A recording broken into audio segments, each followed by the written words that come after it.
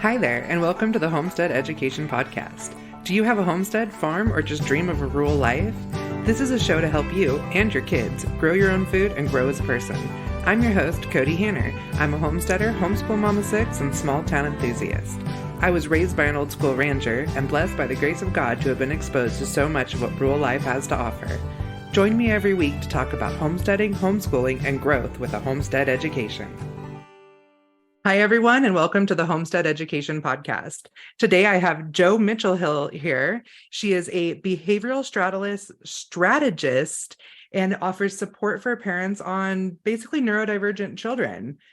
How are you doing today? I'm really well. Thank you, Kody, for having me. Yeah, I'm good. Thank you. Warm, which is always a good thing. I don't like being cold. Pleased to be here. Thanks. As I said, thanks for having me.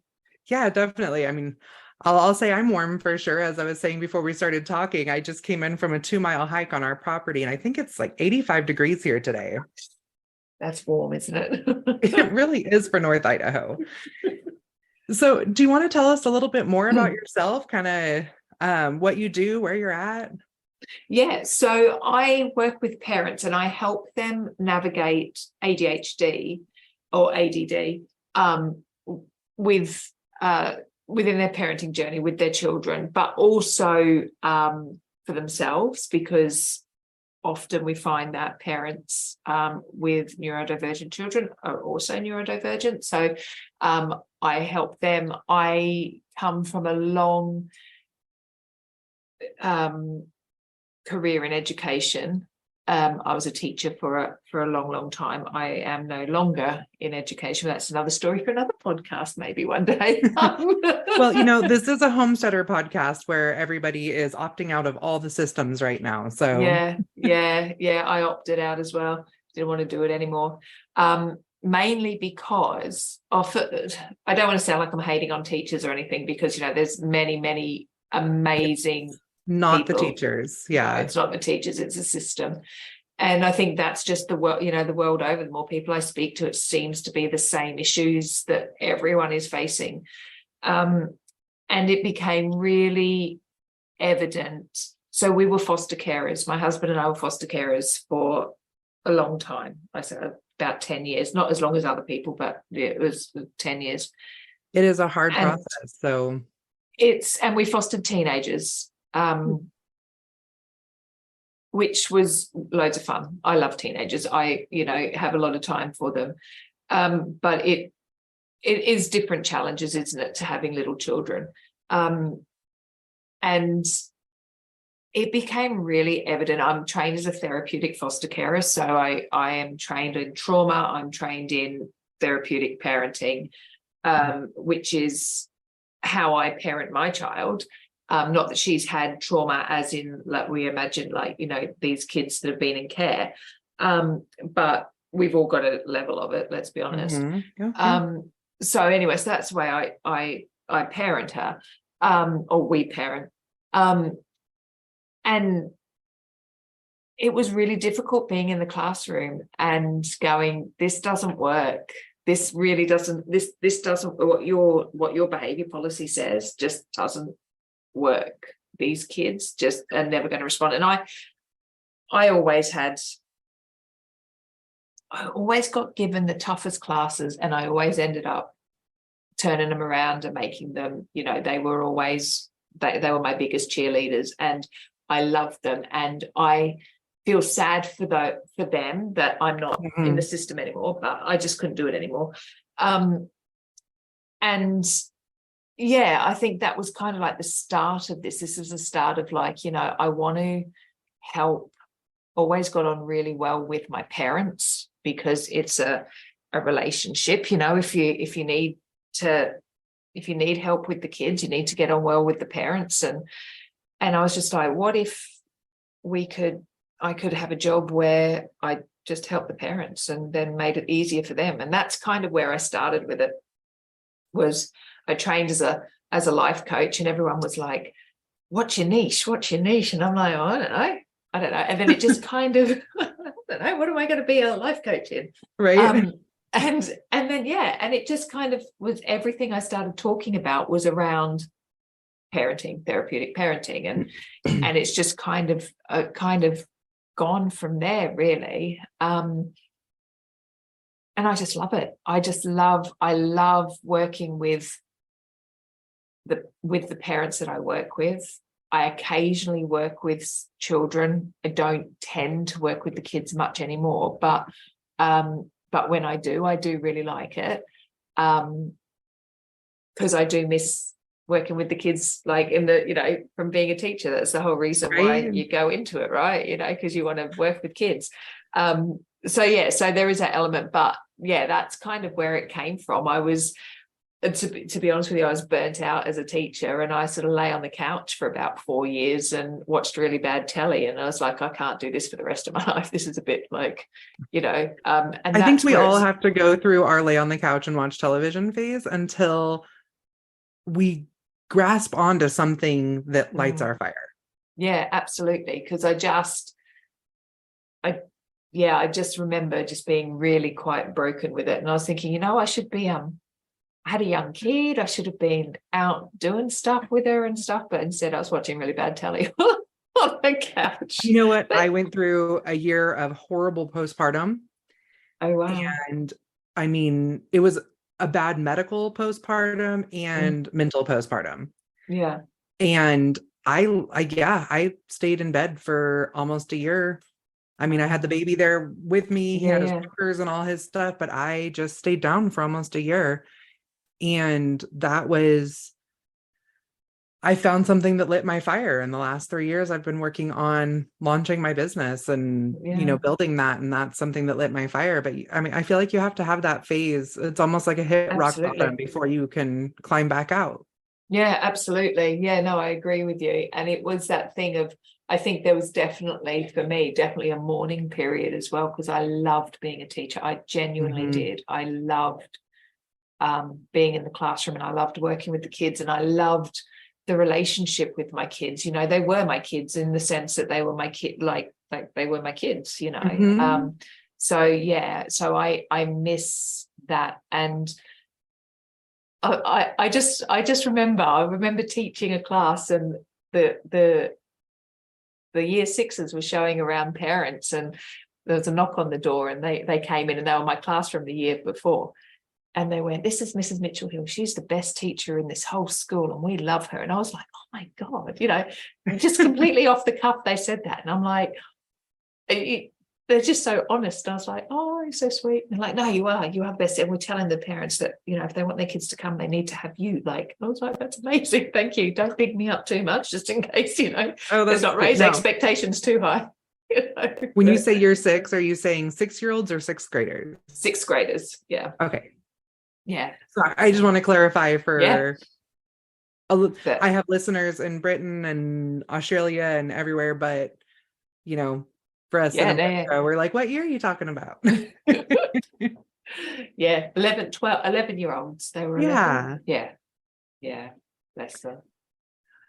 Yeah, it's funny. I never wanted to be a teacher. Not even on my radar. Like, I'm not even sure I like my own kids, like, style. And the last 8 years, I have turned into a homeschool mom of 6 that teaches at our homeschool co-op. I am a 4-H leader for 3 different groups. I invite children. I write homeschool curriculum. I mean, amazing. See, I think if there's a calling, it will find you. It doesn't matter, it finds you, and you can resist it for a long time, but eventually it'll get you, Right. And I think it's just what I love teaching. And I love teaching about agriculture. And that's what I teach. It's what I teach my kids. It's what I teach in my curriculum. And that's what I did before, is I taught food safety in big food plants. Yeah. So now I just teach it to children. And but I think it's an amazing thing to teach children, because we're so divorced from where food comes from and what real food is, and how to sustain that, and how to grow our own stuff. And chicken doesn't come from the cold section in the supermarket. There's a process. Right? that, And I mean, we raise a lot of our own meat, but our 3 and 5-year-old, this year was the first year that they fed the chicks, they helped move them out and, set up their chicken tractor. They helped butcher and they helped cook dinner the other night. And they were so proud of themselves that was their chicken. It should be. Yeah. And it just gives you that connection, doesn't it? Back to where your food's coming from and why you have to look after your animals and why, you do things in a certain way so that they've got the highest welfare that they can have and that you then have the best food that you can eat. It's just, Absolutely. It makes sense, doesn't it? But yeah, I think that's an amazing thing to be teaching kids because they need to know it. Because, I agree, look at what's going on in the world and if we are too reliant on particular places, probably not so much for you guys in the States, but in the UK, we're really reliant on a lot of food coming in from various places in Europe, and you have a war like what's going on, and that can really disrupt our food chain. And if you want that stuff, you're going to have to start growing it. Well, we grow a lot of food here, but I don't think a lot of people realize how big the US is. Yeah. I mean, even just for ourselves, yes, we can grow a lot of food right here on our property, but the things that we do rely on coming into us, I mean, like I mentioned before our call, we're an hour and a half from any store of substantial size. And when, like when COVID happened and supply chain shut down, I mean, luckily we had our farm, but that's not the case for everybody. No, exactly. No. But yeah, I think it's great. I think I tried to start up like gardening and stuff in the schools that I was working in, but it just didn't take off. And then I left. But the kids loved it. They loved planting seeds and they loved working out where they were going to go. We had some raised flower beds outside the classroom. And they were like, oh, we could plant this here and plant that. They really get into it. They really love it. And you do. And so good for them, for mental health, for everything. Well, what I talk about a lot is sheltering our kids from the culture of relying on systems. Yeah. Because that has become the culture, is that you rely on an outside system for everything. And, I saw a lot of when COVID happened, the anxiety that kids were having because they're easily 2 generations away from self-sufficient practices. Yeah, definitely. And that's what I'm trying to bring full circle back. And, you don't need a lot of space to grow food. You don't need, you can grow. We've got a I say small vegetable garden. It's probably bigger than what most people would have, but we're growing this year. My daughter put her radishes in. She likes radishes, so we're having a lot of radishes in our salad at the moment because they're ready. I got worms in all my radishes. I was so excited. I even picked them all and they had worms. Oh no. But ours are okay. My chickens loved them though, so just like, well, they got worms and radishes, so fantastic. No, ours are fine. Our courgettes or zucchinis, they're just starting to. I was a little bit late putting stuff out because the winter it didn't get warm enough here until like mid-May, maybe even later. We got these really northeasterly winds that we haven't just got stuck in this sort of pattern. So a lot of stuff didn't go out till late, but yeah, we've got corn and we've got peas and we've got tomatoes and all sorts of stuff growing, but it's not as much as we've always done, but it just is what it is this year. But I think it's really important for her to my grandparents were farmers, so I was the kid shelling peas on the veranda because we had to. Our nana would give us all the peas and go, that for dinner, we need to start shelling. So we were doing that sort of stuff. But I think it's really important that she may never have a vegetable garden, but she knows where everything comes from.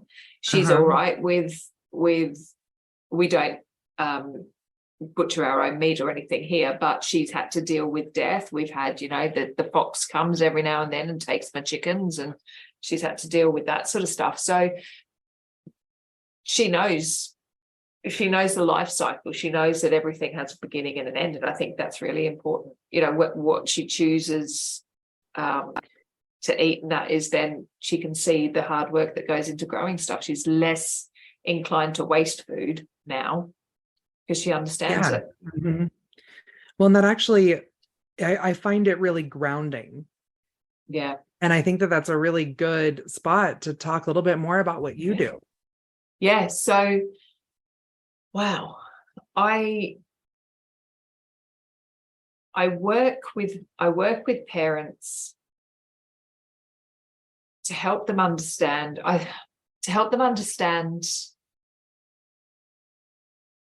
how to connect better with their kids, because connection is the root of relationship, right? If you don't have a connection, you don't have a relationship. And if you don't understand what's going on, then you can't, it's quite easy to veer off the path that you think that you're on. Mm-hmm. And if you don't understand why, whether your child is neurodivergent or not, this is fundamental in any, as far as I'm concerned, in any parenting relationship that you have with your kids, is that you've got to have this connection, you've got to have this understanding. So it's really then, sort of like put the other layer on when you then have a child that is maybe has ADD or autism or something. And it makes it really difficult because the stress levels become so high for parents for lots of reasons, because you're constantly having to fight and advocate for your child, or you don't understand, you know that something's not right, but you don't know what it is, and you don't know why you're not getting those connections and that. So there's lots of things that I guess I do with my parents, and it's really dependent on who comes to me and what the challenges are that they're facing. But generally, if I'm talking generally, I work with teaching quite a therapeutic approach. Well, it's therapeutic approach to parenting, which I guess if you look at other parenting styles out there, we've got like conscious parenting, heart-led parenting, positive parenting. They're all very similar. They've all got sort of commonalities to them. But for me, it's that connection, and you've got to have that connection with your kids, because without it, you can't influence them. It's not, you then get into a power struggle, right? You get into this, like, I'm the parent, you're the child, you'll do what I'm told. And that never ends well for anybody. So no, it's just like we have 4 neurodivergent kids. Yeah. That's actually what started like our homeschool journey and everything, because it was just such an exhausting process having them in the public school system where we were so disconnected from them. And then the issues at the school, it was constant, like we had to do it their way, but then they wanted us to come intervene for every single thing that was happening. Yeah. And bringing them home was a big game changer for us. But my husband is a veteran. He spent 3 years in Iraq. Mm-hmm. And that's how he does everything. I just tell you and you do it. Yep. So just like that. we've created a different type of, it's that same connection, same relationship, but we work on it as a working relationship. And I actually speak on that, is, bringing our kids back to the traditional roots, the hard work, the connecting as a family on that family level, where we're working together in the yard, we're working together in the kitchen, and our lives don't revolve around our social peers and our tablets and stuff like that, even though before the call, my child had a meltdown over a tablet. But that is how I get them to be quiet during my podcast. It's all about... there's trade-offs, isn't it? There's trade-offs. It's all about moderation. We do the same thing. Like, we all natural food, but we still get pizza on like game nights, Yeah, exactly. And, there's always time for ice cream when it's really hot, let's be honest. Absolutely. Yes. Ice cream is life. Absolutely. Yeah. Why would you not eat it? But and that's the same with me. For me, I think there's such a disconnect generally with families Mm-hmm. for all sorts of reasons. I think we live in a really stressed world. We live in very stressful environments. And when you're looking at children who have ADD, that's sort of my, I guess, specialism is that's the sort of area that I'm in, is that, ADD, ADHD is a response to stressful living. And we've got to, strip it all back and look at what's causing this. And sometimes we have to look in that mirror and we have to go, you know what, this isn't the life I thought we'd be leading. This isn't where I thought we'd be going. And we've been trying to do things this way. Let's now try and do it maybe a different way. And that's what I say to my parents is like, you've been trying it this way and it's not been working. Let's try a different way and we'll see if those strategies work. And if they do, great. And if they don't, well, worse off than you were. And, I'm pleased to say that they do work and and they're a lot better off after working with me or being in my world. So it's, I guess my philosophy for all of it is that family has to be important. Lots of people during COVID suddenly realized they didn't like the people that lived in their house. They didn't know the people that lived in their house because they spend so much time being frightened of being with their children. And so they schedule and overschedule them, like, we're going here, we're going there, we're doing this, we're doing that. And then all of a sudden the world stopped and you were in your house. Let's be honest, it is a little bit unnatural to be 24/7 in each other's space. But all of a sudden it was like, oh, I don't know these people. I don't know how to connect with these people. And that sort of exacerbates problems anyway, doesn't it? So for me, it's about, helping parents recognize maybe things that are happening in their environment that might be contributing to their children's response. So particularly those, ADHD tendencies, that if the environment is quite stressful, then the kids are going to be displaying behaviors that are going to cause you stress, because they're trying to communicate with you. I can't deal with this. I'm in my fight flight response, and we only know how to parent by the way we were parented, right? It's just, which when we're all trying to break those generational. Exactly. And that's I was a neurodivergent kid. I'm a neurodivergent adult. I have ADHD and Tourette's. And because of the way I was raised, I have compound PTSD. Yep. And it's the way I was raised was very traumatic for me. And I don't want a traumatic childhood for my kids. And, we make our mistakes. Like I always say, if I stood here and said that I've never yelled at my kids, that would be a laughable lie. Yeah, absolutely. But it's we all do it, don't we? No one's perfect. There is no such thing as a perfect parent.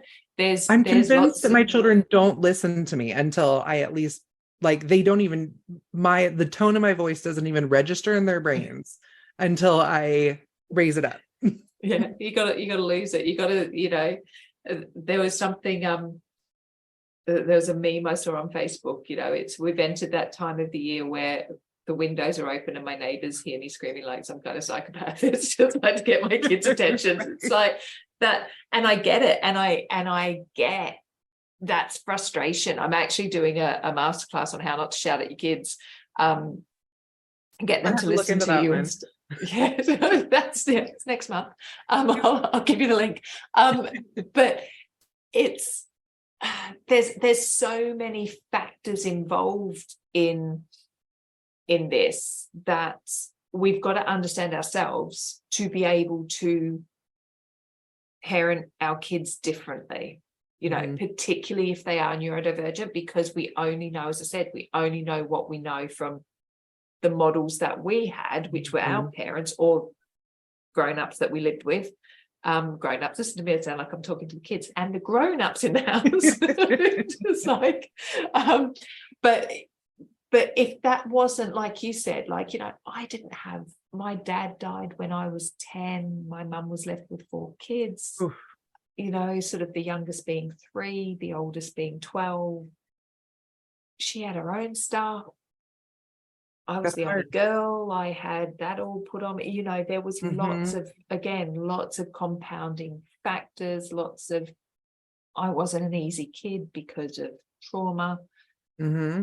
and then everything else. And I knew I didn't want to be like that as a parent. And so I was conscious in the way that, you know, I chose to be as a parent. But there are times where, you know, sometimes you're tired, you're not well. At the moment, I've got this frozen shoulder. So there are times where, like, I'm in a lot of pain and I'm just like, oh, do you know, I've told you 6 times to put your plate in the kitchen. Can you just not do it? Like, what is the issue? You know? So there is no such thing as a perfect parent. And you know, we live in a world where so much stuff is curated for social media that it makes us feel like the pressure is real for some people. Mm-hmm. Oh, To you know, have why like that can't Pinterest lifestyle. yeah, exactly. You know, why can't I be like such and such? Look at them in their matching jumpers and smiling faces. You know, it's just like, yeah, I'm but lucky to 5 get my minutes, kids to put on pants some days. you know, we're just like, we're vests and knickers at the moment. And, you know, we're not obviously going out of the house, but the other day I said to my daughter, you need to go on your pony's paddock and see if you can pony through a shoe. I said, you need to go and see if you find a shoe. She went out there in a dressing gown. It's just, well, like, could you just at least put some boots on? So just so your feet are protected. You know? Yeah. But Um, you know, in a way, I'm kind of thankful for it because right now I'm spending a lot of time in the garden, which means my yeah, 2 young boys spend a lot of time playing in the dirt pile. yeah. And then they go out in just their undies, and I don't have to do as much laundry. How amazing is that? It's In brilliant, fact, isn't the it? undies were so dirty, I just threw them out and I was good with Yeah, it. just hose them off. That's all good. You Right? know, We pretty much right. had to. It was bad. They were burying each other. We don't have it so much now, but when my daughter was little, she did used to help, like, she obviously helps muck out because she has a pony, but she would be on the muck heap and stuff, but not so much now. She's gotten to that age where she's a bit like like all germs, all dirty, you know, that kind of thing. I'm not going on them, I'm not touching that. I'm like, it's just horse poo, it's just grass, it's fine, don't worry about it, you know. That kind of thing. But yeah, I do remember those days when I remember her painting the barns with me and just being covered literally from head to toe. I was like, oh, we'll just throw all of that, that's not even going anywhere near the washing machine. But it's great, you know, for any kid. And the kids that I've worked with, I used to do horse therapy. And I haven't done it so much this year just because it's been just one of those years. Mm-hmm. But Oh, we're all been there. yeah, just been a hard one. And the difference, the connection that the kids make with those ponies, and the difference, and the conversations that we have around, you know, they'll come, and some of them are quite deregulated, because this is the thing. And again, across the board, but particularly like with our kids, you know, children that have ADD are hypersensitive, you know, and they pick up on so much, which then they are more aware of what's going on in your home than you even realize. And that's why when you think, what sparked this off, and you don't realize that it's something that, you know, they've picked up in the home environment you might have been trying to shelter them from or whatever. They pick up, kids are pretty good, they pick up and they're in tune to all that stuff. They have to be, you know, that we're, as a species, we're so reliant on the adults to look after us until we're at an age where we can do it ourselves, that we have to be so attuned. And the thing is, at some point, somewhere along the line, we've been told that our emotions are bad, and we can't regulate ourselves, and we struggle helping our kids regulate because emotions scare everyone. And these kids would come and we'd do horse therapy, and they'd be like, in the pony field there's a swing, and often the kids would sit on the swing and they'd swing on the swing, and they'd be like, the pony's coming nowhere near me. Like, well, why do you think that is? Like, oh, because I'm high as a kite, you know. They're like, they've come like not high on illicit drugs, but they've come because they were so, the environmental factors of the day had just wired them so much, and the ponies were like, I'm not coming anywhere near you. And it's really interesting, and we'd learned sort of techniques to help them sort of calm down and ground themselves and that, and then surprise the ponies would then turn up and have a cuddle and whatever. Nice. It's amazing. I mean, animals are a great leveler, great educators, and I'd sort of say to the parents, and this is why, getting back to, I guess, my point right at the beginning of like why I work with parents more than kids, is like I can teach the kids all this stuff, and kids are great learners, and they take everything away and they take everything on board and they'll go and do it. But if the environment doesn't change, I can teach the children every technique there is out there, but the environment's got to change, and and that's and that's why I do what I do, so that was actually, you're talking about just changing something just a little bit to adjust that environment. We have an autistic son, 3 with ADHD, and one of those also has ODD. So it can be a very stressful household for us. My husband's a veteran, I have my stuff, and everything was all about, well, you have to have this exact structure all the time. Structure. And we are a fly by the seat of our pants family. We love to just be like eating lunch and say, I'd like to go berry picking. Load up the car, let's go. And we stop what we're doing and we all run out the door. And we found that rather than that, made it stressful for us. I made it stressful for the kids, trying to keep everything so regimented, especially when we're, we own our own businesses and we homeschool, we don't have that regular schedule. And so we found, instead of trying to regiment our day, we regimented what we did in each thing that we did every day. So the kids, instead of feeling like, oh my gosh, everything changed really fast, if something changed, everybody had their responsibilities to get us ready to go out the door. So, one kid gets the younger kids ready, one kid packs lunches, one kid, make sure the car is cleaned out, and it's just, when we do that, they all know how to just go and do their stuff. And it made everything so much more, instead of having a bunch of really uptight kids as we all try to get out the door, we could all head our separate directions and meet back at the car in 10 minutes and be ready to go have fun and go on an adventure. Because it gives everyone a responsibility, doesn't it? I mean, transition is difficult for children anyway, but children who are neurodivergent find it very difficult to go from one thing to another. They find that transition quite difficult.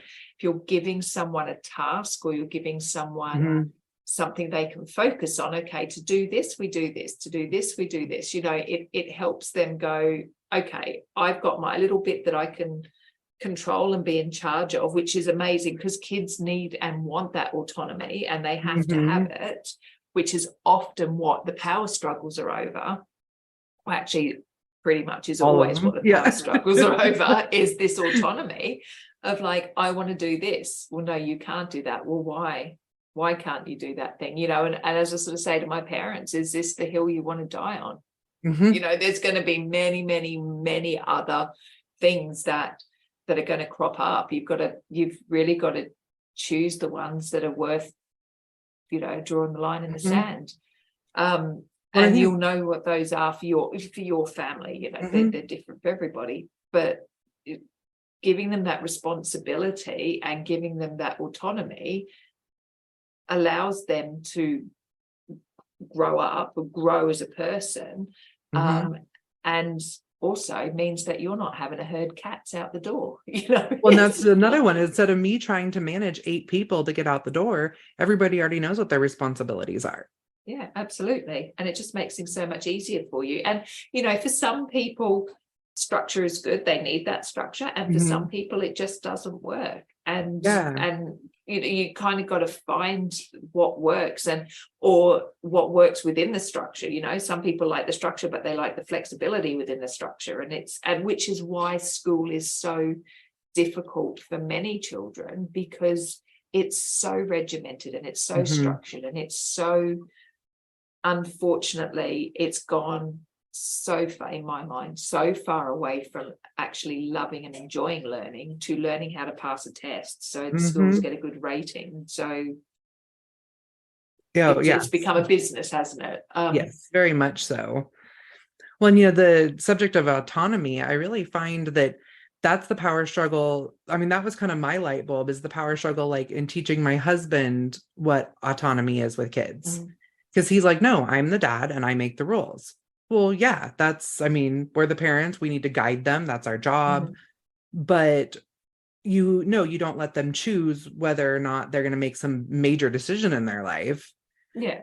Because that's not safe or smart or whatever. That's where us as parents come in. You give them the autonomy in things like, for us, like, I mentioned the car, but we also have our kids manage different parts of our farm. Yeah. So they're in control of that part of our farm, and they make those decisions, and they get to learn how to make these big decisions with our guidance. And as they get older, then they can make real life decisions. Because the thing is, and that's amazing, that's fantastic. I think more people should definitely be doing that sort of stuff, because the more you try and control your kids, the more power struggles you'll have, and you're never in control. You're the only person you can be in control of this is yourself. You can't be in control of your kids, because they are their own person, and they're going to have the things that they like and dislike, which may be similar, which may be different to you, and you've got to give them those opportunities to make mistakes, to have, to weigh up risk, because if they don't, then they become risk adverse, and then they don't know how to make the right choices when they need to. And that all comes down to, that giving them the autonomy. And it is hard for parents, particularly if they were brought up in a very authoritarian household, a very strict household of, I am the parent, you will do what I say, you will do what, and that just causes resentment. And I sort of always say to my parents is, what's the long game here? You're in for the long game here. It's when you're 80 and you're sat on your porch in your rocking chair, what are the things you want in your life? What are the memories you want to have? And at 80, do you want your kids to be coming back with their kids, or do you want them to be living, so far away from, well, maybe not even so far away from you, but just not coming and visiting you? And I think if that's the intention that we have, it changes the way that we parent, or the understanding of what our role is. And as our kids get older, we want to be the influencers in their life. I don't want my kid influenced by someone on TikTok or Instagram, or by their peers, because their peers aren't old enough. They haven't got the cognitive development to be old enough to tell my kids what's the right thing to do in that situation. I want them to always come back to me and talk to me and have that. So that's why we give our kids autonomy, is so we have that relationship with them and that connection. We're never going to win if we embark in a power struggle, because at the end of the day, by the nature of it, someone's got to lose, and unfortunately no one wins. Right. That's like, the kids come to me and ask me for advice. If I don't know the answer, I always say, like, let's look it up together. And because it's just kind of that showing that sometimes there isn't always a right or wrong, or I know it and you don't. It's how to find that information, when to accept when you're not the smartest person in the room and stuff, Absolutely. And also having the grace to apologize to your kids. I think that's one big thing that lots of people find really difficult, I often get but I'll lose face. Like, it's hard. It's hard, I get it, but if you expect your kid to apologize to you, then it's got to be, apologies have got to be modeled, haven't they? Right. We're not without our faults, as we've said before. And we had a conversation the other day. I needed to tidy up in the lounge room. My daughter has a craft table and it hadn't been tidied for ages and there was lots of dust. And I knew I shouldn't have moved her stuff, but I did because I wanted to dust it. And then she got really cross at me and was really upset and was really cross and was yelling at me and stuff. And when it all calmed down, I apologized to her. I said, I'm really sorry, I shouldn't have moved your stuff. And I apologized for that. And I said, shall we try and put it back? And I tried to fix the thing that I did wrong, because actually, and as she said to me, and she is only 10, but she says to me, would you like it if I went in and moved your stuff on your desk? I was like, actually, no, I wouldn't. She had a point. Oh, I look around and like my desk, my kids are like, oh, an empty clean spot. That's where I should pile everything. Yeah. She's the same. All the kitchen table's tidy. There's nothing on that. Let me dump all my school bags and everything. Right. On there. Please don't. Yeah.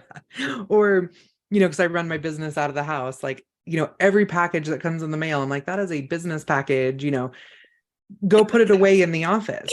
Well, when I say away in the office, I mean, it's shipping, put it on the shipping shelf. If it's pens, put it in the pin drawer. Like, it's really not that hard. Just saying. They're 14. That's the two that are home right now. Yeah. Our 18 and 19-year-old have moved out, and the 3 and 5-year-old, I don't expect them to, although they know too, I could be like, go put this on the shipping shelf. It may not be on the right shelf, but it would, or the right shelf on the shelf, but they would know where it goes, Yeah. So everything has a place. I do say this to my husband, everything has a place, and then when we want it, it's there. Oh yeah, my husband was mad yesterday because he couldn't find the new scale I bought for the pigs. It's like a little piece that goes onto a scale. Yeah. And he's like, well, I knew where it was until somebody put it away. And I'm like, really? And so he's like looking everywhere for it. And finally he comes outside and I'm like, where was it? He's like, on the shelf where we put all the stuff for the barn. Oh, wow. What do you know? Oh, it's a beautiful thing being organized, isn't it? Knowing where things are. And honestly, it wasn't even me that put it away. It was the housekeeper, but I've showed her where things go. So that's where she puts them. And I even have labeled shelves in the pantry. Like we have one pantry that is just for, it's kind of it's like a big junk drawer. Yeah. But each shelf has, like this is where hardware goes. This is where stuff for the barn goes, yeah. Because there is stuff like we'll buy medications and we'll keep like the extra stock at the house before they go up to the barn. Yeah. So yeah. No, I know. I had my barns and that for the horses were all sort of organized and everything. And over the years where things have just changed and different people have helped, I'm like, why is that moved? Why is that there? Why does that not get put back there? And it's just like I've started writing. I'm like, how hard is it? Like I took a Sharpie and wrote on the barn wall, like chicken food. Because it's, not like a finished barn wall. It's just the drywall. So I just wrote on the drywall and I put lines with a yardstick so that they knew and then they could just put the bag of feed there. And when we bought more, you'd stack them in front of each other. Cause I went in and there was this big stack of food of bags of feed. And they'd be like, well, we're out of chicken food. You need to go buy more. And I was going and buying more because I thought we were legitimately out of chicken food. And there's 4 bags there piled under other bags. It's just if you know where everything is, if you know stack certain bags in a certain way, I'm with you. I'm with you. I understand. You're at solidarity with me there. It was actually a couple of years ago I did that, and we buy our feed in ton bags now, so it's different. Yeah. And I was in the barn office today and I'm like, what are all those lines on the wall? And I remembered that I had done that, and because that's where my ADHD comes in, But see, funnily enough, I have to be organized, because if I'm not organized, it all goes out the window. Absolutely. And that's why I think I worked really well in school for myself, because I had my timetable and I knew what I was doing. Anything outside of that, don't tell me things have changed, because I would be like, oh my God, I can't cope with that. And it's the same. I like things. I mean, my desk is actually quite tidy, to be honest with you. It's quite good. But I like things to be in a certain way. I know where goes on the shipping shelf. Exactly. But I've put these strategies in place over time, because for me, that's how it works in my brain, and it has to be that way. Otherwise, I spend an awful lot of time being disorganized and fretting over stuff that hasn't been, that, you know, for me isn't in the right place, or hasn't been, and it can throw my whole day out, you know. Oh yeah. The book that I was looking for wasn't where I spent a whole day looking for a book. I'm reading, don't know if you know him, Gabor Mate. I'm reading one of his he's amazing. He's Canadian, well, he's Hungarian by birth, but he's Canadian psychiatrist, and he talks a lot on childhood trauma and how it manifests as illness. Okay. An amazing, absolutely amazing guy. But yeah, I was reading his book. He's got a book on ADHD, and could I find it? It wasn't anywhere that I thought it was, and it actually happened to had been kicked under the bed. Oh, for days I was raging. I was like, where's my book? I couldn't do anything. I was like, Sorry, you know, things. We can't find our TV remote right now. We don't even watch that much TV, but it is driving me insane. Like, I was walking the yard the other day. I had the kids clean out the toy box. Like, we flipped the couches. it is. You know, you're going to find it in the freezer or somewhere completely. Right. And I mean, we have apps on our phone that we can still work the TV, but that just annoys me. Because where's the remote control? Right. And like, the kids don't have, you know, the apps on their phone, just my husband and I. Yeah. And so I'm like, you know, they're having to come to me every time they want to like change the channel, and it's breaking my focus while I'm working and stuff. And it's just driving me crazy. I understand. I love the fact you've got apps on your phone. That's amazing. I don't have that. I need to find out how I can get that. I have to know over that. We're starting to get to the end of our time. So I always like to ask my guests, what does keep growing mean to you? I think it's about keep being curious, be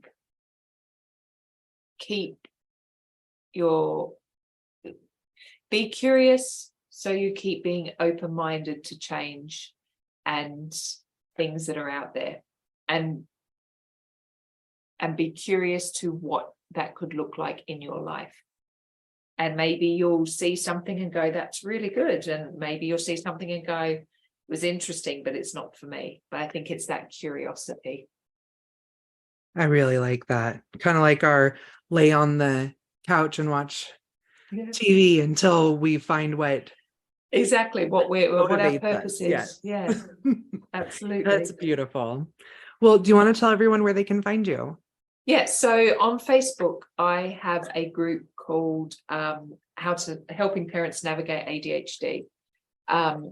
So you can find me there. If you pop that in Facebook search, that'll come up. I am on LinkedIn, Jo Mitchelhill. I've also got a website, jomitchelhill.com, and you can email me at Jo, so it's Jo at jomitchelhill.com. That's where you can find me. That's all the. I am on Instagram, but I'm not down with the kids, unfortunately. I'm not very good with Insta. Right. I feel you on that one. Yeah. So I will make sure I link all this in the show notes, and this has been a wonderful chat. Like, I really love your idea of just changing it a little bit. Thank you. Yeah, and it's the little changes, you know, you've got to do it little by little. You can't do it all in one big chunk. Right. It's just got to be little steps, and it will and in a year's time you'll be like, wow. Yeah, that's a good feeling. Absolutely. Well, thank you so much, and I really enjoyed our chat. Me too. Bye. Thank you for joining me today at the Homestead Education, and I hope that I have given you something to think about this week. To help others find me, please comment and leave a review on your favorite podcast player. You can also follow me on Facebook at The Homestead Education and Instagram at Homestead_education. Do you have questions that you would like answered or just want to say hi? Please email me at hello@thehomesteadeducation.com. Until next time, keep growing!